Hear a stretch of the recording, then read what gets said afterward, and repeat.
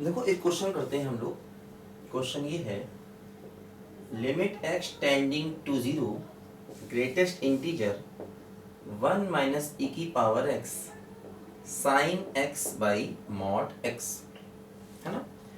Limit x tending to zero greatest integer 1 minus e की power x sine x by mod x, इसकी हमें मान लीजिए limit find करनी है। देखो अब मॉड एक्स भी है, ग्रेटेस्ट इंटीजर भी है और एक्स टेंडिंग टू जीरो भी है, तो इसका मतलब हमें अब लेफ्ट हैंड लिमिट और राइट हैंड लिमिट की हेल्प से क्वेश्चन को करना चाहिए। पहली बात तो ध्यान दीजिए, देखो हम निकालते हैं पहले राइट हैंड लिमिट। देखो टेंडिंग टू जीरो प्लस, देखो क्या होगा 1 माइनस ई की पावर एक्स, मॉड एक्स को एक्स लिख देंगे, है ना। ओरिजिन के राइट में जा रहे हैं, ओरिजिन के राइट में जाने का मतलब क्या हुआ, मॉड एक्स की वैल्यू एक्स, जीरो प्लस पर जा रहे हैं तो मॉड एक्स की वैल्यू देखो हमने एक्स लिख दी, ठीक है। देखो अब हमें इस पूरी की पूरी क्वांटिटी को देखना होगा आखिर ये है क्या, क्योंकि ये ग्रेटेस्ट इंटीजर के अंदर है। जब तक ग्रेटेस्ट इंटीजर नहीं हटेगा हम इसकी वैल्यू नहीं निकाल सकते, ध्यान दो, है ना। देखो क्या होगा, मैंने बताया था x अगर जीरो से बड़ा है, देखो ऐसे होता है ना। सबसे ऊपर होता है tan x, है ना। फिर होता है देखो ये y बराबर x लाइन, और फिर होता है sin x, ऐसे करके देखो ये मैंने बताया था। देखो क्या होगा, अगर x जीरो से बड़ा है तो x की वैल्यू sin x से ज्यादा होगी, है ना। x जीरो से बड़ा है तो x sin x से ज्यादा होगा, ये कंफर्म है, ठीक। अब एक काम करें, x से डिवाइड कर दें तो 1 greater than sine x by x, ठीक। x से डिवाइड कर दिया 1 greater than sine x by x, क्योंकि x क्या है बोलो पॉजिटिव, x क्या है बोलो पॉजिटिव, डिवाइड करने पर इनइक्वालिटी चेंज नहीं होगी और पूरा टर्म पॉजिटिव भी होगा। तो साइन x बाई x देखो क्या हो रहा है, साइन x बाई x 0 और 1 के बीच में है, ठीक है। देखो एक्चुअली x अगर पॉजिटिव है, देखो e की पावर x ऐसे होता है, ये होता है देखो 1 से आगे। देखो x अगर पॉजिटिव है तो e की पावर x 1 से बड़ा होगा, तो x पॉजिटिव है तो e की पावर x 1 से बड़ा होगा, ठीक। अब इसका मतलब देखो 0 ग्रेटर देन 1 माइनस ई की पावर x, यानी 1 माइनस ई की पावर x नेगेटिव हो गया, ध्यान दीजिए, है ना। क्योंकि x अगर 0 से बड़ा है तो e की पावर x 1 से बड़ा होगा, है ना। और e की पावर x जाके माइनस कर दिया तो 0 ग्रेटर देन 1 माइनस ई की पावर x, इसी को ऐसे भी लिख सकते हैं 1 माइनस ई की पावर x लेस देन 0, बात बराबर है ना। क्योंकि देखो x 0 से बड़ा है तो e की पावर x 1 से बड़ा हो गया, ठीक। तो उधर जाके माइनस किया तो माइनस हो गया, 0 ग्रेटर देन दिस यानी दिस लेस देन 0। और देखो साइन x बाई x 0 1 के बीच में है, तो जब तुम इन दोनों को मल्टीप्लाई करोगे 1 माइनस ई की power x sine x by x, देखो ये है 0 1 के बीच में मतलब पॉजिटिव और ये है निगेटिव, तो कुल मिला के ये पूरा टर्म निगेटिव हो जाएगा, ध्यान दो, है ना। क्योंकि देखो ये टर्म 0 1 के बीच में है, मतलब 0 से बहुत थोड़ा सा बड़ा होगा, 0 से बहुत थोड़ा सा बड़ा होगा और ये 0 से छोटा है। तो जब दोनों को मल्टीप्लाई कर देंगे तो पूरा का पूरा टर्म देखो निगेटिव हो जाएगा, है ना। और निगेटिव होने का मतलब इस पूरे का जो ग्रेटेस्ट इंटीजर होगा, इस पूरे का जो ग्रेटेस्ट इंटीजर होगा वो -1 हो जाएगा, ध्यान देना।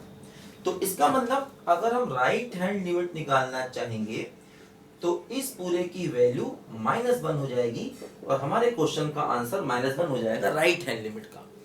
तो हमें पहले इस पूरे टर्म को देखना पड़ा। देखो हमने ऐसे क्वेश्चन पहले भी किए हैं लेकिन उसमें ये 1 माइनस ई की पावर x नहीं था, है ना। तो पूरा टर्म -1 के बराबर आ गया, मतलब राइट हैंड लिमिट देखो हमारी -1 के बराबर आ गई। अब हम निकालना चाहेंगे देखो लेफ्ट हैंड लिमिट, देखो ध्यान दो, लेफ्ट हैंड लिमिट का मतलब हो गया limit x tending to 0 minus, देखो क्या हुआ, देखो 0 माइनस, 0 माइनस पे देखो क्या हो रहा है, 0 माइनस पर मॉड एक्स की वैल्यू माइनस एक्स हो जा रही है, तो sine x upon minus x हो गया। ठीक, देखो x 0 से छोटा है। देखो अगर हम x को 0 से छोटा ले लेंगे तो साइन x है ना x से बड़ा हो जाएगा, है ना। देखो अगर हम x 0 माइनस x को 0 से छोटा ले रहे हैं, x को 0 से छोटा ले रहे हैं तो साइन x x से बड़ा हो जाएगा। अब देखो x से डिवाइड कर दें